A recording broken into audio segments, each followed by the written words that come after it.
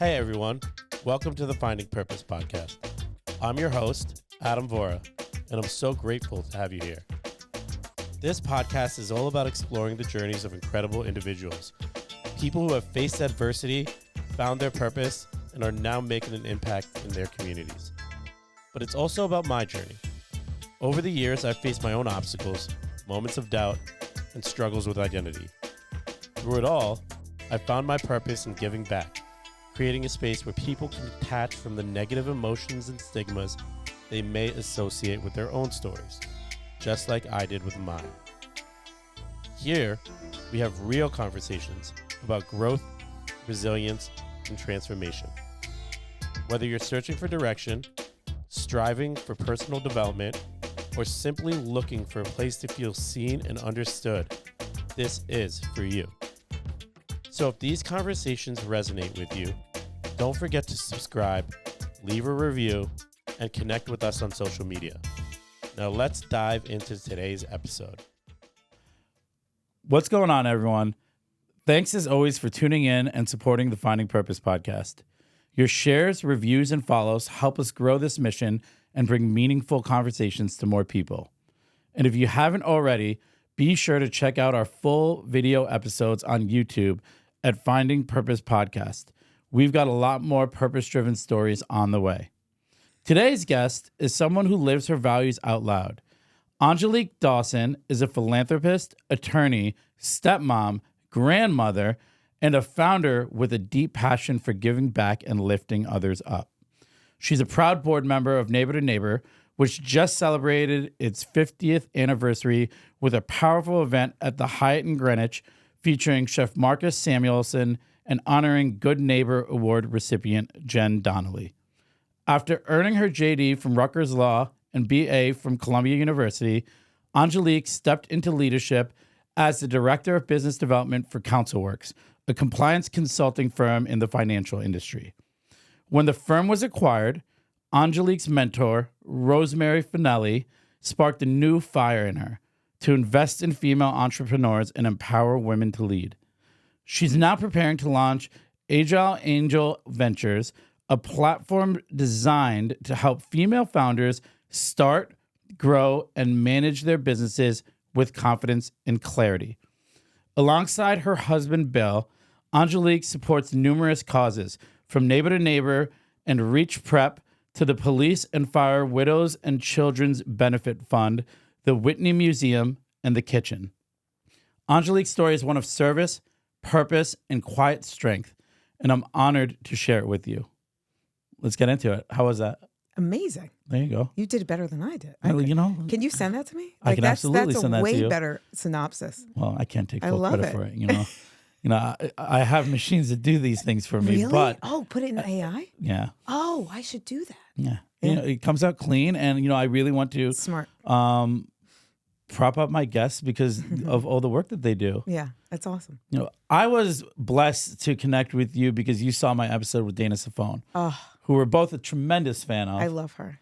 Yeah. And you started commenting on my things, and I was like, you know what? Like these are the people who I want to reach, the people who are genuine fans of the people who I bring onto the show, but also believe in the mission and the purpose behind the podcast. Yeah. So, I'm so grateful that you decided to join me today. Thank you for having me. And, we were just going back and forth a little bit about your Jersey roots. Yeah. And I'd like to get into the early days of Angelique, and because oftentimes that shapes us. Of course.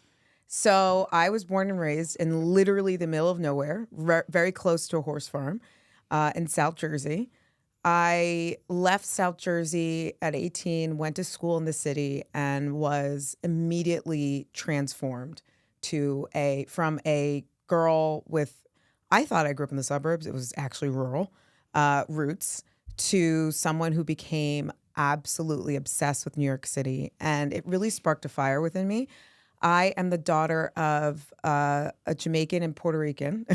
I have a very feisty background, and I was, as someone who was raised by immigrants, there was no other option but to be a doctor or a lawyer or to succeed in some way. And I'm really grateful for my parents who gave me so much, a huge grounding in faith, where I was raised super Catholic, still am. And also they gave me kind of the ability to do anything, meaning I was taught that if you're not succeeding, it's not anyone else's fault but your own, and you have to succeed, right? There was no other option. And I think my level of discipline and determination comes from them, but also gratitude and being grateful for what you have.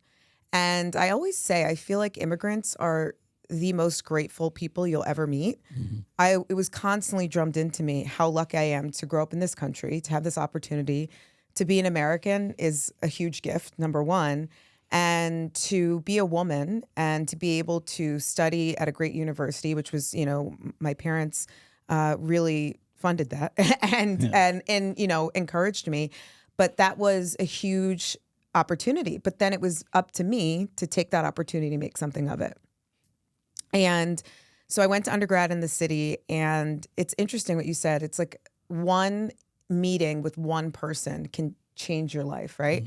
So my goal, my dad had an MBA, and I thought I was going to get an MBA.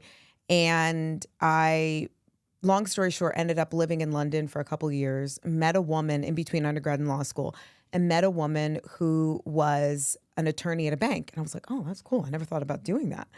And I started law school in 2007, and it was an amazing experience. I really focused on commercial law, and I thought, oh, maybe I'll end up being like a transactional lawyer. And then I graduated law school in 2010. So when the market wasn't at its nadir then, but it was pretty bad. 2007, 2008, I can remember one of my contracts law teachers saying, because it was the recession, stocks are on sale, buy Apple now, and I was like, and I was like, I had no idea what that meant. And I didn't have any money to do it anyway. But so long story short, I graduate, and I knew people that had jobs that from law firms that were offered jobs at law firms, and the law firms like dissolved. Like 2009, 2010 was absolutely abysmal. And you'd be applying for jobs, and the people you were applying for were people with 10 years of experience to entry-level positions because nobody had anything. It was really bad. I think that's part of being a millennial, though, I saw. Like, people are like, oh, so you had 9/11, the recession, like everything else. But yeah. So it was through luck and hard work. I was connected with this woman named Rosemary Finelli. She was CEO of this company called CouncilWorks. And 2010, not to get too nerdy, although I do love history and politics, 2010 is when Dodd-Frank came out. And Dodd-Frank basically said, if you're a hedge fund or private equity firm, you have to register with the Securities and Exchange Commission, which they didn't before. Long, nerdy story longer. I end up working at this firm and have this amazing opportunity to not only obviously learn about compliance law, which is very sexy, but also to learn how a business works and learn how to start and grow a business. When I joined, there weren't that many of us. We didn't have that many clients. And basically our whole job was to walk into XYZ hedge fund or XYZ private equity firm and say, hey, you need to register the SEC. We're a bunch of lawyers. We can help you. You must have been very well liked. Exactly. Well, you know what was so funny was, and this is like a super nerdy statement, right when we started, let's say you were a private equity firm. When the SEC started doing private equity exams, they didn't know that private equity didn't trade stocks. So they'd walk into a private equity firm and ask for a trade blotter. Like, the SEC knew nothing, and well, not knew nothing, but it was a huge learning curve for them. So for us, it was great because not only were we able to add value to our clients from a regulatory standpoint, saying this is what you need to do, but something that I learned from Rosemary was, okay, yeah, this is our main business, but let's do more. And so we started everything from a executive search. So let's say you were a CCO, a compliance officer that wanted to work at a different hedge fund, or let's say you're a lawyer from a law firm that wanted to work. And so we started introducing people and taking a fee for that. Then we started doing basically compliance program in a box. So if you were a small hedge fund, we'd help you, find office space in Connecticut or whatever. And it was such an amazing, mind-blowing time. And I was working like crazy.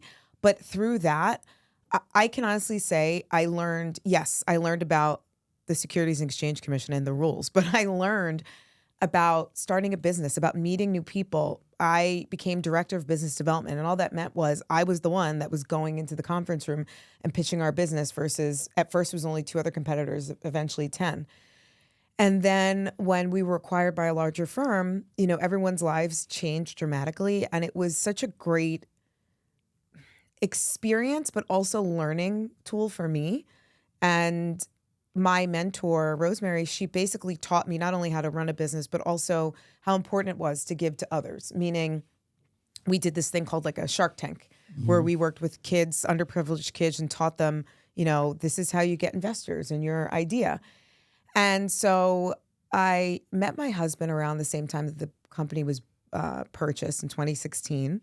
Interesting story, I met my husband in an ATM. My office and his office. An ATM? ATM. My office was on 51st and Madison. His was on 53rd and Park. And we met on 52nd Street at the Chase ATM. And he connected with me on LinkedIn. And literally next thing led to next thing. Months later, not even then, months later, we meet for drinks. And like the first thing he said to me was like, when's your birthday? I'm like, October 2nd. He goes, you're lying. Show me your ID. It's his mom's birthday.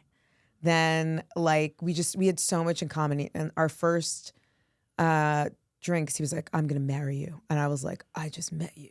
Yes. And then I'd never dated anyone with kids or they've been divorced. And he was divorced twice with 5 kids. That's wild. And I fell head over heels, and I just signed my lease in my apartment. And, I probably slept in my apartment after I met him like twice. And then we, 3 years later, got married on our 3rd anniversary and his parents' 60th. We share an anniversary too. And wow. It's been crazy. And when COVID happened, so we got married in 2019. So we got married in 2019. 2 of our kids graduated school. My stepson got married. My mother-in-law turned 80. And then we're like, 2020 is going to be awesome. And then the world shut down. And I was like, what's next? What am I going to do? And my husband is Wall Street guy, finance. And he was like, you should do something other than having your money in a TD bank account, like a checking account. Like you need to do something. And at first, a very dear friend of mine, Kristen Shapiro, is the one who introduced me to Neighbor to Neighbor. And I started, and for those who don't know, Neighbor to Neighbor is a food pantry based in Greenwich, and we serve just Greenwich. And I started off by just providing, like, my friend Kristen was like, we need cans of soup or whatever. I'd volunteer. And during COVID, I got more involved. And it was remarkable to me through volunteering, the level of need in our community. And particularly as someone who came to Greenwich later in life, I was in my early 30s, I definitely had a preconceived notion of what Greenwich was like, as I'm sure we all do. Yeah. And when I started volunteering, it blew my mind. The people that were coming to get food. It was seniors. It was veterans. Yes, young mothers and children, but people that you see at the supermarket. It wasn't some amorphous, it's all of our neighbors. Mm-hmm. And I think that was when in 2020, I started really becoming more involved locally. And Neighbor to Neighbor was just the beginning. I love that. Yeah. Wow. Yeah. So that's there's birth to COVID. There you go. I mean, there's so much that I want to take away from that, and particularly like early on being the daughter of immigrants. Yeah. And I always ask guests who are also children of immigrants, what did you notice when you were with your friends, how different their upbringing was from yours and the different requirements and different expectations? It's not even like comparable. There was no other option than getting really good grades. It was everything from like when I came home, I had to take a shower and get on my outside clothes. I had to make sure that, yes, school is important, but all my extracurricular activities, like it was, I remember being in kindergarten and my dad having me read the stocks in the Wall Street Journal.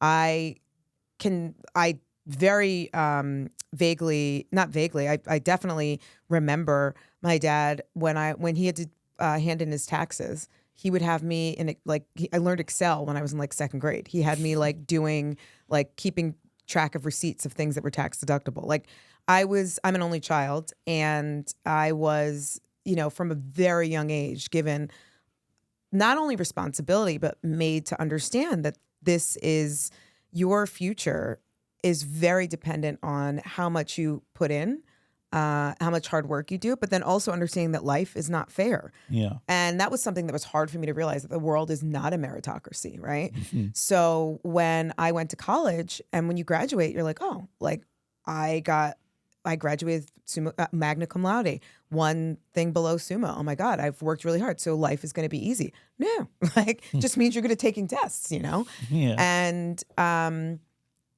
when I was 14, my dad passed away. He had sickle cell. And so after that, it was just me and my mom. And my mom is Puerto Rican, so technically American, but it's not, she didn't grow up like I did. And my mom's dad was in the Navy, so she traveled around everywhere. And again, education was drilled into me. And to answer your question, a lot of my friends, while yes, they wanted to get good grades, it wasn't like this feeling of like, that is your number one goal in life, you know? And it was just a very strict upbringing. I wouldn't have dreamed of having a boyfriend or like drinking, or like, I was afraid to say I had an A-, you know what I mean? And I'm not saying that's healthy either. Yeah. But it was just the way I was raised. And I'm grateful. And also being raised by super Catholic parents, like very Catholic. Like my mom goes to church more than once a week now.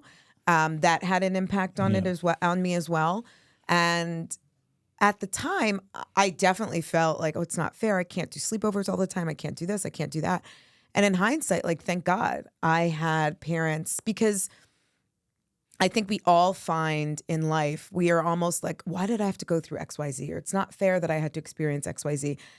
And then you get older and you're like, oh, like, I get it. And I think having a strong mind and having discipline and being consistent is really what separates successful people from non-successful people.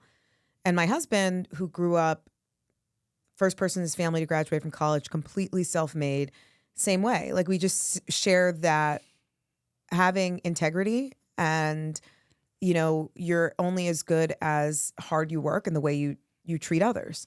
And that's huge. And I think that's another thing that you learn, to appreciate everyone. What was one of those significant aha moments that you recently had or had where you're like, oh, okay, that's why that happened. Or this is what I'm finally learning from this potential obstacle, of course, or something that I kicked and screamed about. Oh yeah. Well, I have to say, not to be maudlin, because I'm not, but my dad died when I was 14, 2 weeks before my quinceanera, and it was just me and my mom, and that was like insanely hard. And obviously, thank God for therapy and, a supportive village around me. But I can honestly say that what I learned in terms of having to be self-sufficient and independent transformed me as a human being and transformed my life. When I met my husband, so my youngest stepdaughters are 10, and when I met them, they were 1. And my whole life, I was focused on making money and being successful and being independent. And I did, when I was younger, I did like pageants and stuff, and I saved the money, and I was in a Burger King commercial, and that bought me my first apartment. I was like, I'm going to be independent, and like no one can stop me. And I meet these two. Wait a second. You did a Burger King commercial? Multiple commercials. Oh. Not just Burger King, lots of different things. But it was like, it was how I paid for law school and my first apartment.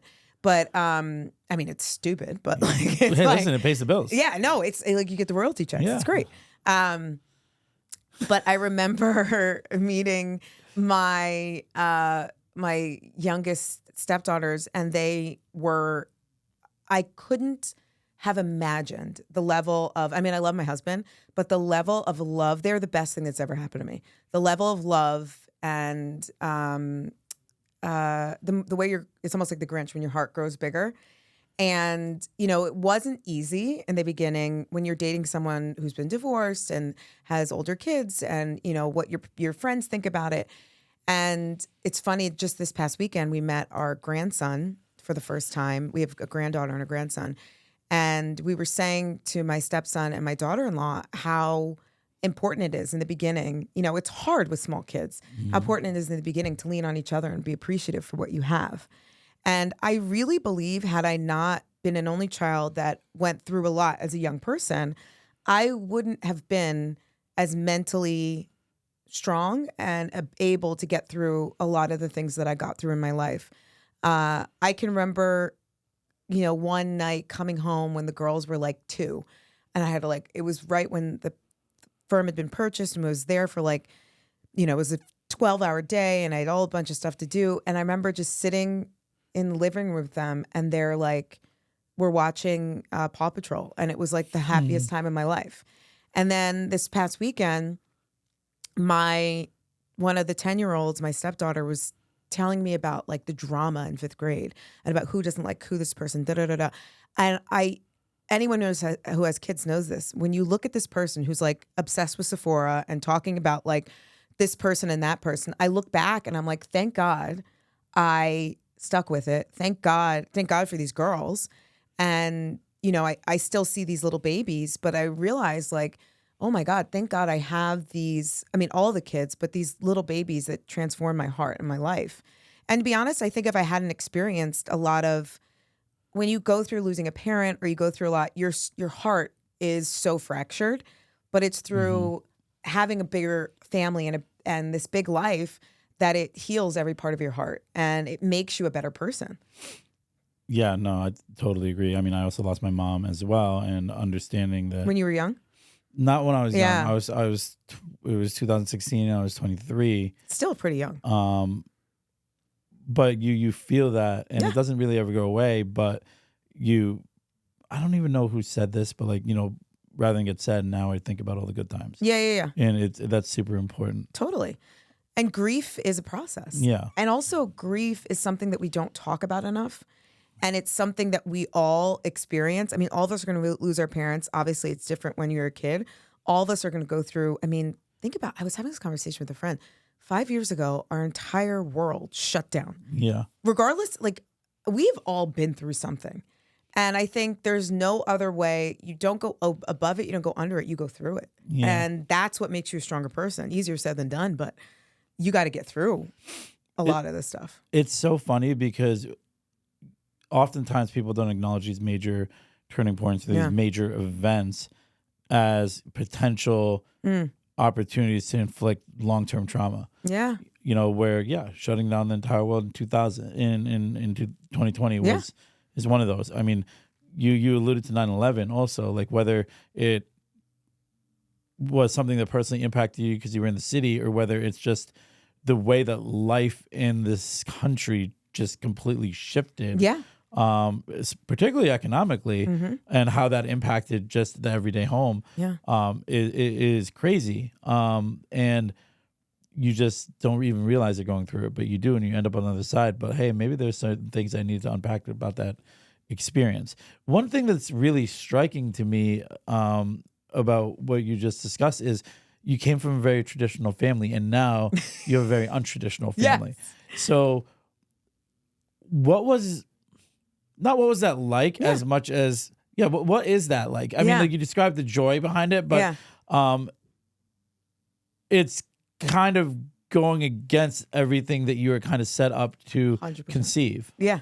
It's funny. That's a very good question. So in being an only child, it sounds terrible, but it's the truth.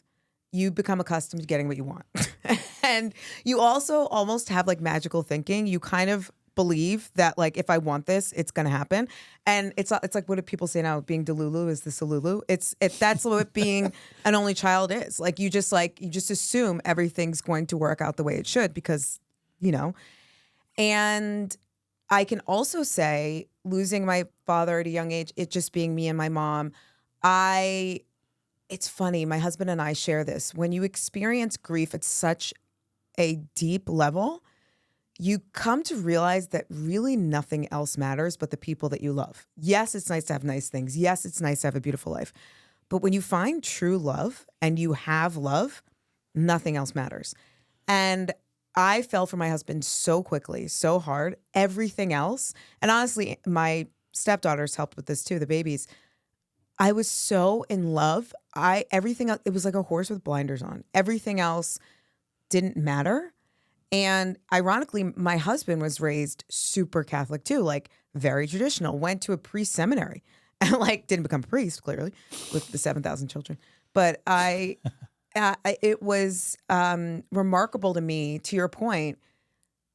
I never thought about it like that. It's a very good question. It was remarkable to me when we got married, how many of my friends were like, what? Like, what are you doing? Like, why would you do this? And I was like, it is the easiest decision I've ever made. And I'm a Libra. It's not easy. We're always like weighing. We can never make up our minds. And when you know, you know. And literally, I think back to the other question you asked, when you go through something so difficult in life, and by the way, obviously I've been through many other difficult things, you realize in the end, it makes you so much more grateful for what you do have. We got on a plane to go to Ohio, and we get off the plane and it was 40 degrees and raining this past week. And we were so happy because we got to meet our new baby. You know what I mean? Yeah. And you realize I definitely have a deeper appreciation for the everyday, like being able to have lunch with my husband every now and then, or being able to like go with our kids, and my stepdaughter who's 24, being able to come over and just have dinner with us with the girls. Like, it's huge. Those are the things that matter. And I think if you don't experience a lot of trauma or hardship, you almost don't appreciate those things as much. What was it like becoming a wife and a mother? Yeah. In like that? I mean, it happened over 3 years. So we were engaged. We were dating for 3 years before we got engaged and married. No, we got engaged 2 years, married 3 years. It was amazing, terrifying, exciting, difficult. It was everything. It's funny too, because it was much harder in the beginning, both on his side and my side. Like, why are you with someone who's been divorced? Why are you with he's significantly older than me. Why are you with somebody so younger? Meanwhile, he's way more fun, has way more energy than I do. But I have to say, my oldest stepson and my daughter-in-law, who we were having dinner with this weekend, in my wildest dreams, going through all that, I never could have imagined what we have now. Yeah. And also, you have to remember, if you're an only child and you have like such a small family, for me, part of my goal in life, I always said, ironically, I used to always say I wanted 5 kids. Now I have them one way or the other. And it means the world to me. It's like such a better existence. And by the way, as we all know, with big families come drama and, but that's life. Yeah. And I would also say that, people always say to me, don't you want to have babies? And I'm like, I have 2 babies. Like, I met them when they were 1 and I didn't physically have them. And but I love them more than anything in the world. And they mean the world to me. And I'm so grateful for them. And you realize that a family doesn't always have to look, families look at like all different shapes and forms. And I am so grateful for mine. Really, I am. Well, I think it's so funny. Well, I don't think it's funny. I think it's great because more often than not, people just play the script. Yeah. I grow up, I go to school, I jump into a career, I meet somebody, and we do all these things in the sequence that they need to be done, in the aesthetic that they are supposed to be done. And oftentimes when people do that, they're going against what their gut feels and where their heart really is. And you just knowing that this is the right situation for me and this is going to make me happy, and I've never felt this way about anyone before. I think so many people choose to go in the opposite direction of the way that their heart truly is leading them because out of fear of it being accepted by a broader audience. So like, that's amazing. Yeah. Thank you. And, while all these personal changes and the family is growing, you're also balancing career. Yeah. Let's talk a little bit about that, because I know mentorship has played a huge role in your trajectory career-wise. Yeah. let's talk about your mentor and just mentorship as a whole. Yeah. So I am blessed to have many mentors in my life, but the one that made the biggest difference in my life is a woman named Rosemary Finelli, who is an attorney, and she was a litigator and ended up founding CounselWorks, this firm that I worked for. And she was the first woman I'd ever worked for. I mean, to be frank, outside of, I did pageants and was on TV, like doing random things. I'd never really had like a professional job. You know what I mean? Like I'd never so this for me was like huge. And her ability to decipher what was right, what was wrong, and which is not easy for lawyers because we're very, on the one hand, on the other hand, very, very practical, but then also very entrepreneurial in the sense that like, okay, if we're doing this anyway, let's start another stream, another vertical where we can make money. And just her kindness to me changed me as a human being. So when COVID happened, I realized that I had a duty, and my husband and I are big, probably because we're Catholics.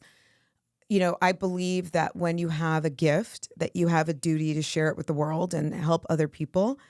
And I started the idea of founding Agile Angel Ventures, which was my idea to work with women particularly, but now I kind of work with anybody, to help them think about what it means to launch a business, what it means to, and beyond just investing. Yes, it's great to write someone a check, but to sit down with them and think about what that means. Where's my office going to be? Do I need operations? Is it virtual? How do I scale this business?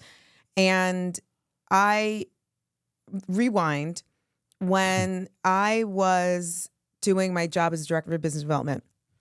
I only know the number because when we sold the company, we had to tell how many clients we had. I probably pitched over 1,000 hedge funds or private equity firms, whatever. I probably got at most a third of those signed. But in the context of pitching and sending proposals and negotiating agreements, let's say I dealt with 1,000 firms or 900 firms, whatever. I probably met 3 women, and I'm not talking about women that were receptionists, women that were in decision-making positions, which in hindsight made me stand out. And also, not looking like everyone else. And I can honestly say that we would have people that would call us and say, like, I can't tell you where I'm calling from, but I'm starting, me and the guys on my desk are starting a new hedge fund. And it would pop up on my caller ID, Goldman Sachs. Like, I know where you're calling from.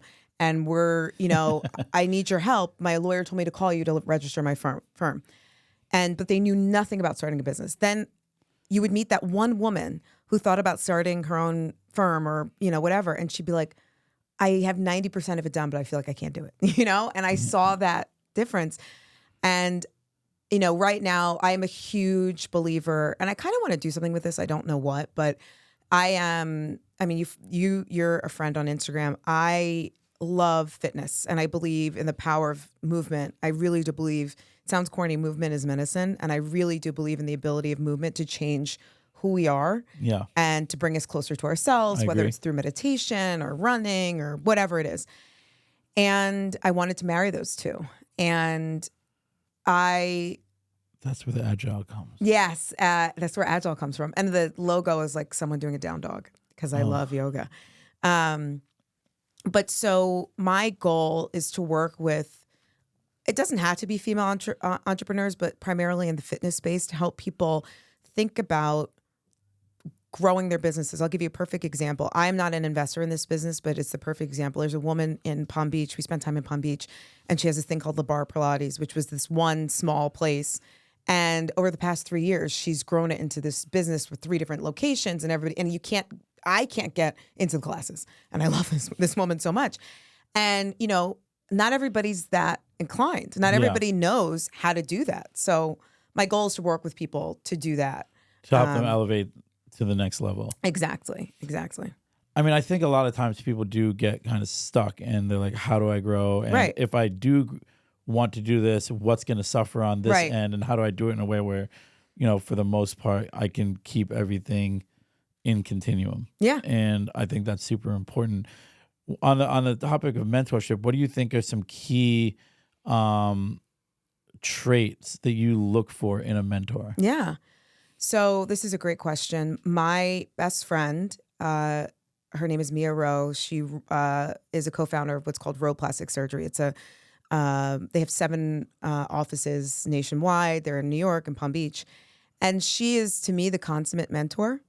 She works with, she's the one who, yes, her husband's a plastic surgeon, but for example, when they opened their office in Palm Beach, she found the entire staff. She's, at every event meeting new clients, sponsoring events, but she's also the person that, let's say she has an assistant. She's like, okay, yeah, you can be my assistant, but I want you to learn this business. Like, I want you to learn how to expand, how to grow, if we're sponsoring an event, yeah, that's great, but how can we also make this work for the business at large? And I always say to her, one of her greatest qualities is actually wanting what's best for the people around her, no matter who they are. And I believe that every great mentor has a huge heart and wants to see the people around them succeed. So I'm also, in addition to Neighbor to Neighbor, I'm involved with a charity called Reach Prep. Reach Prep does basically amazing work. They work with kids that are they're children in poverty, basically, that are extraordinarily intelligent, and they Reach Prep helps them apply to independent schools in the area, GCDS, Greenwich Academy, Brunswick. And they're always looking for mentors for these kids because, let's say you went to Brunswick and then you're applying to Yale. That's great, but you need help beyond that. And what I love about that program with Reach Prep, and I think this is emblematic of all mentors, you need someone who's not just interested in you as a human and you succeeding, but sees a path and has a direction. So what do I mean by that?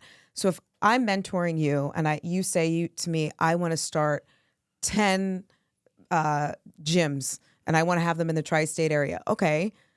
If I've done that before, I'm going to tell you what worked for me and what didn't. And I want you to be successful. But beyond that, we need to think about how that fits into what you want to do. And I need to be sensitive to your goals and your capabilities and the things you're not capable of. And I think that for people who are mentors, anyone who volunteers and says, I want to be a mentor is phenomenal. I think most mentors in life are not mentors through some program. I think they're the people that you worked for or that that just genuinely have an interest in you succeeding. Well, it's so funny because I say that all the time. Like, my mentors are people who are doing things that I hope that I can one day do. Right. And I have multiple mentors, and some of them probably don't even know they're mentors of mine. Yeah. Like, I have my friend Brandon Godoris, who helped me get into the public speaking space and helped me early on, and still does to this day, actually, in a business coaching capacity. For my podcast, Dave Rodrina, I love his podcast. I love what he stands for, and to the point where I record in his studio and use his producer. So at the end of the day, I've found people who are crushing it in whatever respective categories. I mean, much of this podcast inspiration was because I got hooked on the Jay Shetty podcast. Oh, wow. On purpose, and I loved the spirituality component and just the guidance that he was providing through his conversations with his guests, where I was like, all right, I'm going to emulate that because that's such a powerful message and more people need to be doing what he's doing. And oftentimes I think a mentor will never even know that you're It's their a very mentor, good point. because you're just observing and you're studying them and you're like, these guys are awesome. Yeah. And I totally agree. Like, some of the most powerful mentors are the people that you meet in your day to day and who aren't looking for the clout and aren't really selling a service, and they're just willing to just be good people and, like you said, see that path before you do. Yes. And hold your hand and walk you down it. But don't you think, I fundamentally believe our world would be such a better place if there were more people like that? Meaning, I feel like there's so many people that look at what other people are doing. Maybe this is a social media thing, and there's this jealousy or, whatever. If we all just looked at other people, because in the end, it's like, if you admire someone and you want to be like them, that's a great thing. Yeah. And you should, I mean, obviously not everybody's as giving, but I think that I've learned, to your point, from people that probably never knew they were a mentor more than anyone else, because it's like, okay, that's the path they took. I want to do that. And I feel like our world would be so much better if people just, instead of having animosity, because some people do, toward other people that are successful, they just instead decided, you know what, I'm going to use them as an example. I want to emulate them, you know? Well, I also think that a lot of people are afraid to walk up to someone and be like, hey, I really like what you're doing. Tell me how. So true. And, you know, Vulnerability. recently I've gotten really, really comfortable with doing that. There's a woman who was on the show, Julie Vincent, and her friend told me that she's really good at just newsletters. Yeah. She knows how to navigate them. She knows how to build them. She knows how to schedule them. She uses a good, whatever, app or program. Sure. And so I reached out to her and I was like, listen, like, can we sit down for an hour and you can just walk me through this? Mm-hmm. And she was gracious and she said, absolutely. I think that's, a lot of that's rooted in ourselves, where in my experience, most people who I've reached out to and was like, hey, let me pick your brain for a second, have been open to it. We convince ourselves that I don't want to be vulnerable because I want to appear on their level, even though I know I'm not.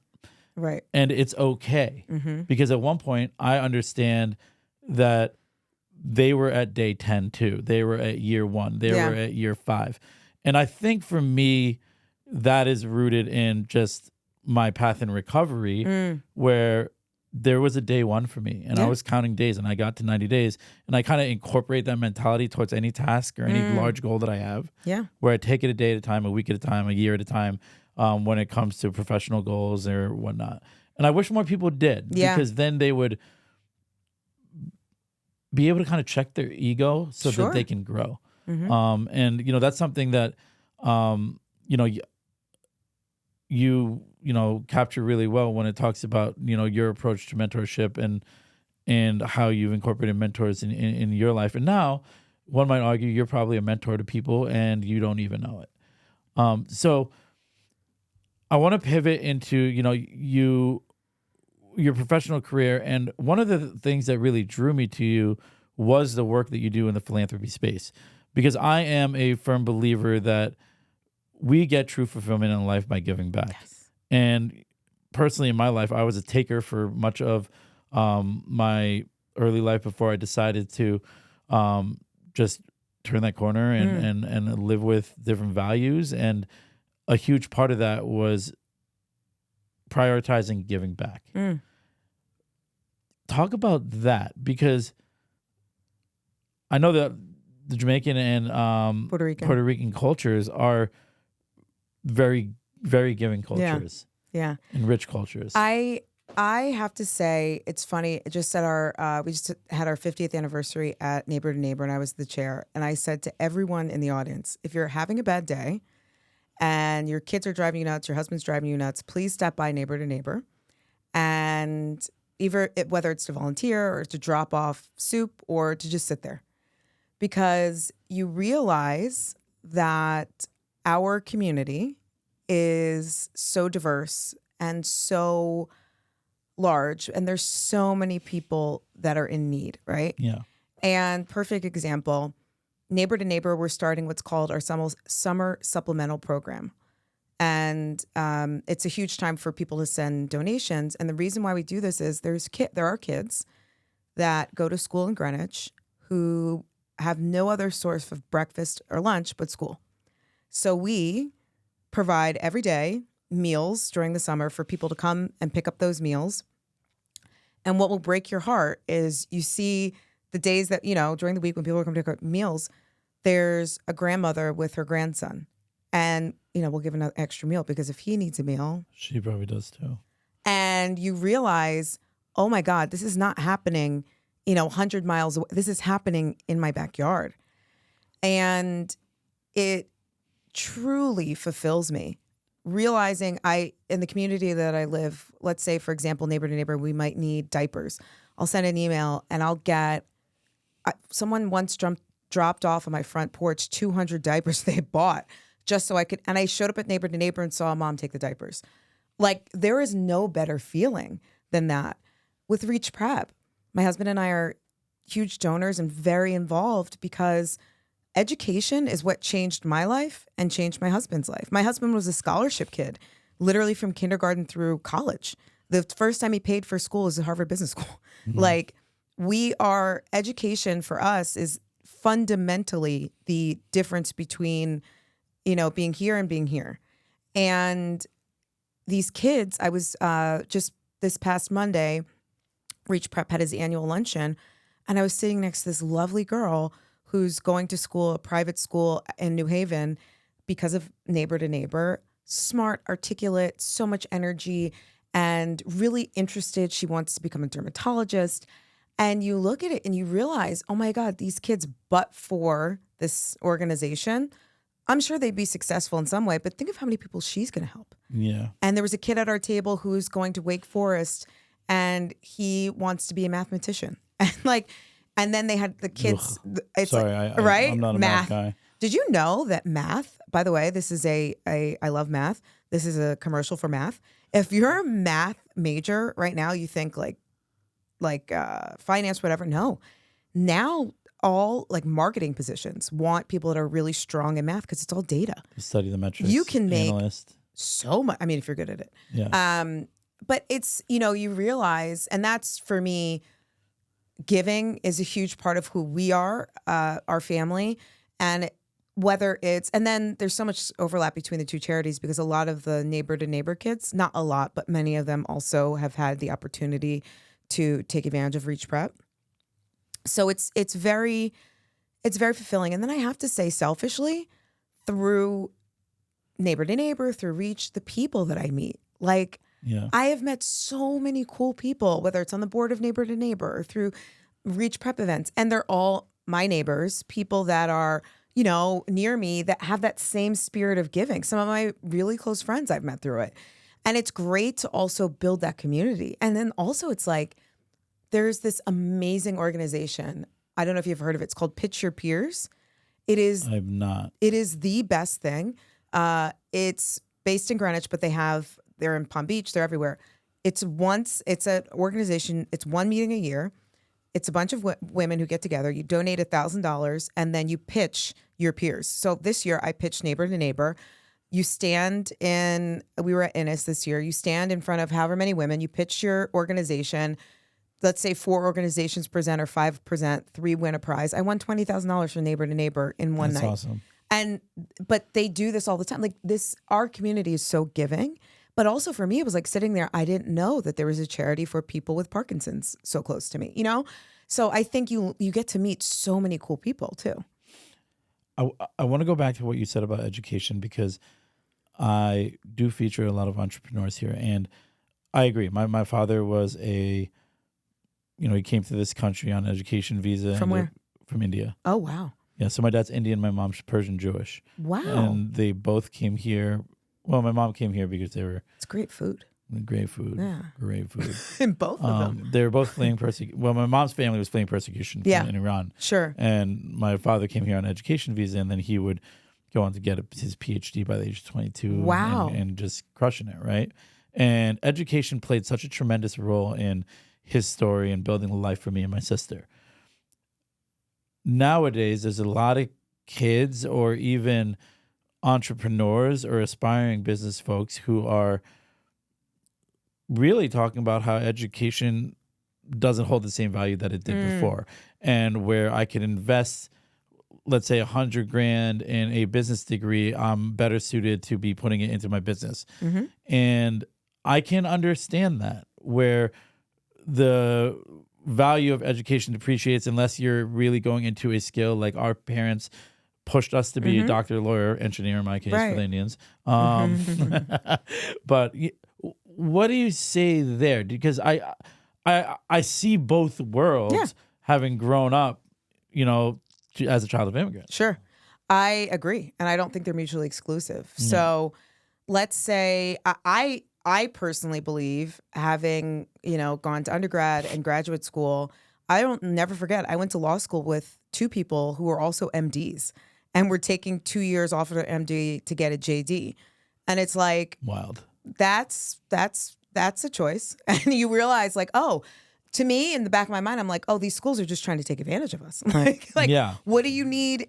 And I totally get the idea of, if I am an English major at XYZ college and I am, that costs $70,000 a year, and I'm graduating and I'm going to get a job that pays me 50 grand a year and no benefits, and better working at Starbucks. Yeah. I don't disagree with that. I think that education, for example, I think community colleges are a really good idea, a really good resource to figure out what you want to do. I also think that education doesn't have to be college. We need plumbers, we need electricians, we need people in trades. By the way, those are great jobs, that pay a lot of money. And I don't think that education always has to be college. And I don't think that it always has to be the same cookie cutter model where I'm borrowing, hundreds of thousands of dollars and I think that's really where I did a summer program in London and in school. And it blew my mind when, we paid for that semester. It was like a third, not even, like a quarter of the price of what it would have been to go to Columbia for the semester. And, I think that education comes in so many different forms. Yeah. No, I totally agree with that. And it's funny because I think there's opportunity to go into school and, find your purpose. Yeah. And sometimes it's best to maybe take that year off and maybe work a trade or go travel or really figure out what you want, because, you're 18, 19 years old. You don't know what you want. And, staying with the theme of purpose, there's different avenues to find it. And I think I talked to a lot of my friends who did that and they jumped into careers and they're jealous of what I'm doing. Yeah. And I'm like, hey guys, you guys are making way more money than me I am right now. But I understand, for me, it's like I'm doing what I love to do. Sure. With the events and with the podcast and everything. I want to talk to you about purpose. And one thing that strikes me is that you're only child, and I didn't know that, and I'm learning, and I learned that today. And I've had a couple only children on my podcast, and the one thing that they shared was, because I wasn't only child, they were awesome. They were some of my best conversations. Kudos to all my only children, and was because they were only child, they were able to have a more expansive imagination. Does that resonate with you? Yeah, I think to talk about purpose, I think that I don't think that purpose is a destination. I think it's a journey. And as an only child and as someone who grew up, as I said, part of being an only child is you kind of don't, what is no? Yeah. I do what I want to do. You realize that it's not about where you get, it's how you get there, right? So to your point, if you have, and I'm a big believer, and I try to preach this to all our kids, having core fundamental values and morals and treating people with respect, and you don't have to necessarily be a religious person to do that, but having those values and morals, and then also, if you wake up every day focused on making yourself the best version of you, whether that's exercise or reading, whatever it is, and you take those principles out into the world and you're open, you have an open mind and an open heart, I think opportunity and life just opens up for you. And, we were talking to my stepdaughter when she was graduating college. She ended up going to a consulting firm. And a consulting firm's a great thing to do if you kind of get a little bit of experience in everything. And I think now more so than ever, most of us, especially people who are super young, they're not going to be doing the same thing for 40 years. They're not going to be doing the same thing for 10 years. And I think that finding your purpose and purpose, to kind of tie it all in, shouldn't be about getting to this destination, because in the end, it kind of doesn't matter, because once you reach that destination, there's going to be something else. It's about being a good person, treating other people with respect, being curious every day, wanting to learn something new every day, and really never giving up that feeling of childlike wonder and innocence, and always wanting to hey, how does this work? And being really interested, because you have no idea who you're going to meet. You have no idea. This world is so beautiful and expansive, and there are so many opportunities. Love is abundant. It's infinite. And opportunities are too. So yes, you're doing this podcast now and it's all about purpose. Who knows, 5 years from now, you could be Jay Shetty. Or maybe you'll be, We're both Indian. Very good point. But you never know that one day what that could lead to with the next person. So I think that our purpose should be to stick to our core morals and values and to be good people. It's so funny that you talked about the childlike mannerism or mentality. Yeah. And it's funny as adults, and it's something that's just been spoken about so much in these conversations, where it's reconnecting with that child version of ourselves. And sometimes it's to, unpack trauma, obviously, which is super important, and facing that little boy and telling him everything that's going to be okay. But the other is also, you're right. When we were kids, like, we didn't care about anything. And I just had a gentleman previously who was talking about, like, you fell down and you just kept going. Just got up. Yeah. The only person who cared was maybe your mom. Right. And, that's such a powerful thing to just wrap your head around, especially when you're in that place where you're trying new things and you are unsure. Yeah. And taken from Jay Shetty was one of the things that I heard on his podcast, where he was like, throw as many things at the wall and see what sticks, see what makes you happy, see how you feel, see who you're connecting with, seeing what type of community you're building around it, and then stick to them, and you'll figure out what you're good at. Mm-hmm. And when it comes to that mentality, do you agree with that? Totally. Yeah. I also, it's like, I'm 40. I have absolutely no idea what life holds. I thought at 25, by the time you're 40, you have 7 kids. You don't leave the house. You go back and forth to work. And by the way, if that's the truth, great. If that makes what makes you happy, fine. My life, I never in a million years would have thought it panned out the way it did. And I am so grateful. I think one thing that I've learned more than anything is, we plan and God laughs. And we can plan to do X, Y, Z and be this person and whatever. All that matters, life is long, but it's also short. And the way you treat people, who you are as a person, treating people with respect, and actually caring and having real conversations will change your life more than anything. I know a lot of people have amazing jobs, and yes, they're happy with their careers, but that's not ultimately what makes them happy. What makes all of us happy is connection and our families. And this is where I go back to what I said at the beginning. I am committed to having an attitude of gratitude. I believe that when we're grateful for what we have, we will always have more, and life will always open up for us. I agree with you. I mean, I think when you lead with gratitude, fear doesn't have the same power as it used to either.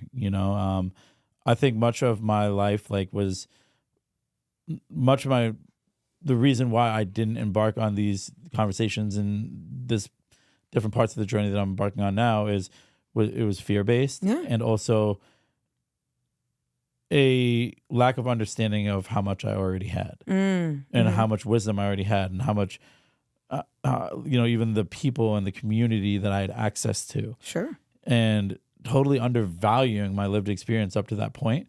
And now I have no problem just reaching out to people and being like, I like what you're doing. Let's talk. Let's talk about relationships.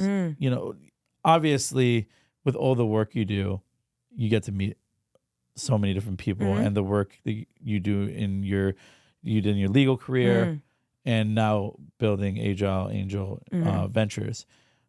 Talk to me about the importance of relationships and how you manage them, and the incorporation of boundaries. Yeah. Oh, boundaries.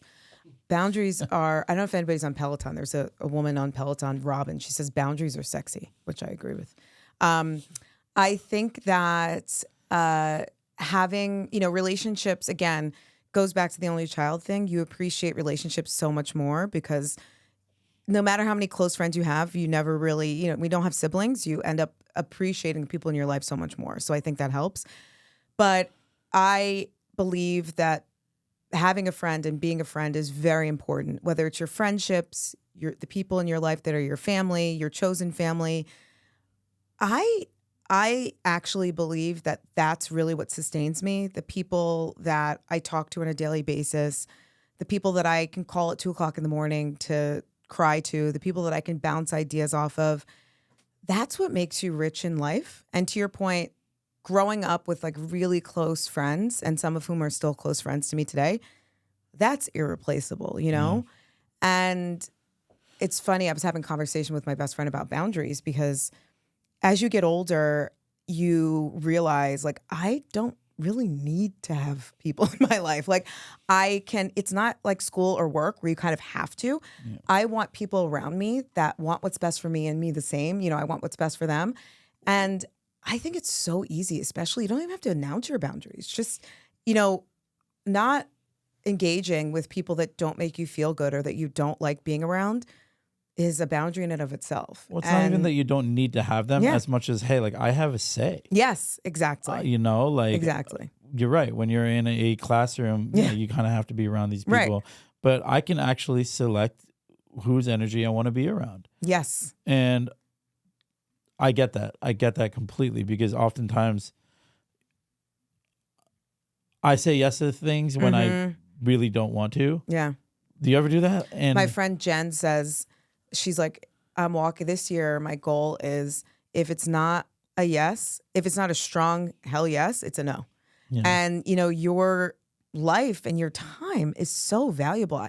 One book I tell every single person I meet to read is called The Power of Now by Eckhart Tolle or Tolle. I don't know. I'm from New Jersey. And it's literally about the power of now, but presence, right?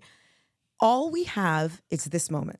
Anxiety is worrying about what's going to happen in the future, and depression's about what happened in the past.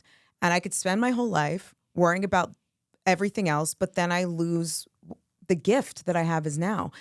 And when you look at your life, and again, it goes back to what I was saying about my husband and I and falling in love with him. And when you really have an appreciation for yourself, and I tell this to my girls too, and you have self-love and you have an appreciation for every moment, you don't want to spend 5 seconds with someone with bad energy who's negative. And by the way, God bless them. Whatever they're going through, let them go through it. None of my time. My time is valuable and precious, and I want to spend it around the people that I care about. And when you really have like high standards like that, you don't end up having like 70 people that you know. There maybe you know a lot of people that you'll be acquainted with, but you don't choose to have dinner with people that you can't stand, you know? Yeah. And I think life is about hugely about creating boundaries for yourself that work for you and your family. Because when you don't, you just let a lot of that bad energy and like sewage into your heart. And that impacts your everyday. And it's not worth it. Yeah, I mean, I think that's so true. And I think also, for me, sometimes when I am around people like that, I think that I can change them. Yeah. And that's just like, who the fuck do I think I am? Yeah, but that's not about you changing them. It's about you changing you. Yeah. Yeah. But it's also like, it's ego. You know, it's like, okay, maybe like I'll rub off on them or maybe I could teach them a few things. But, you know, people aren't going to change unless they want to change for themselves. Yeah. And if what they're doing is rubbing negatively towards me, putting distance is probably the best thing for me to do. Of course. I want to ask you a couple questions about purpose. Sure. And I usually ask everyone, it's like rapid fire. Cool. But the lawyer in me makes it hard, but go ahead. And it's okay. You know what though? You're I'm a talker. You're She's a talker, but you're a very flowy talker, and you don't sound very lawyerly, which I appreciate. What are some what advice would you give to somebody on the journey of finding purpose? Be true to yourself and never give up. Oh, is it more rapid than that? No, that works. Okay. What key habits daily do you incorporate into your routine in order to stay grounded in your purpose? Movement. Whether it's walking, yoga, moving your body. Physically, it changes our brain chemistry. Moving. And journaling helps too. Love that. And just generally, what does purpose mean to you?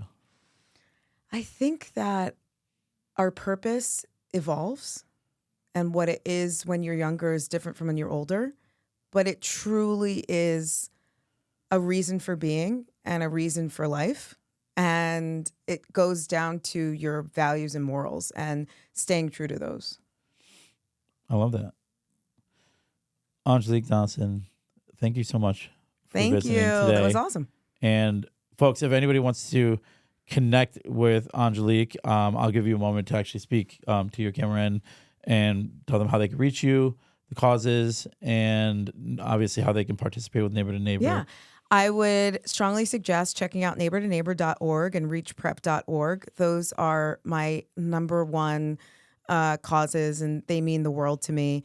And Agile Angel Ventures is on Instagram, so connect with me. I just launched the page, and the website will be up soon. So thank you. Love that. And you can reach out to me, and I can connect. Regardless, everyone, thank you so much for listening, engaging with all the content. It really means the world to me. Thank you so much, Claudio, for just doing what you do here at Kai Visions. And anybody who wants to connect with Claudio as well, feel free to reach out to me. And I'm super grateful to the entire community. Thank you.